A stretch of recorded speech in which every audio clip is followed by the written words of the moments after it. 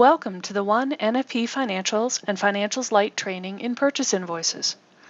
So when you have expenses that you are entering for a vendor, you can enter them through the purchase invoice or the purchase journal. At the end of the day, the transaction is going to be treated the same, it's going to post the same. It just depends on what you need to do. We're going to have a separate training on the purchase journal. When you would use a purchase invoice, some of it's going to be personal preference. Some people may like entering into a form like that. And sometimes maybe you need to print a vendor invoice, so something to give to the vendor. That would be a good time to use the purchase invoice. I can create a purchase invoice by clicking here. I can also see a list of how many unposted purchase invoices I have. Open that up. I could create from there. I'm going to come at this from a little different direction to show you another feature in the system. So I've come to my vendors list, I select my vendor, I click purchase invoice. This is going to predefine my vendor for me. So if you're already on the vendor list, keep that in mind. It's a nice time saver. So my vendor invoice number, that is required in my system. It's going to by default be required in your database. That is a setting you can turn off.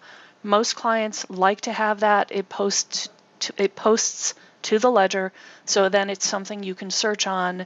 So for example, here, if I've got the vendor invoice number, the vendor calls me up, I've got a quick and easy way to find that transaction and find information about it.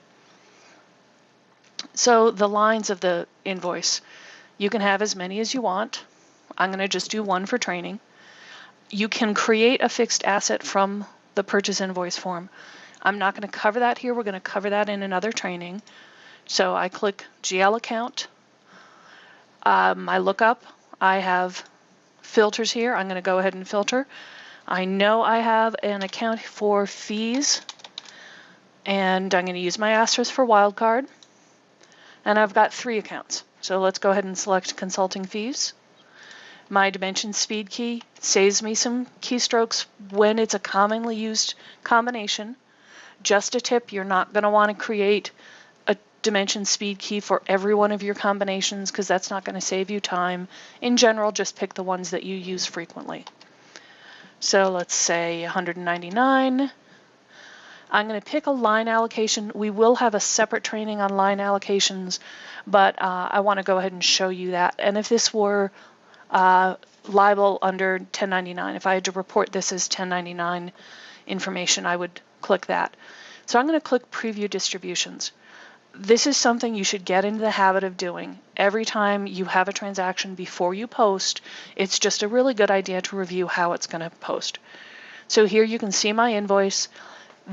All these lines are the result of that line allocation because I defined a line allocation to take amounts and by percentage allocate across these combinations. So if I wanted, I could post this. This would then accrue the expense. If I wanted, I could also just post it and pay it with a computer or a manual check. So that's an overview of purchase invoices. Thank you, and keep an eye out for future training.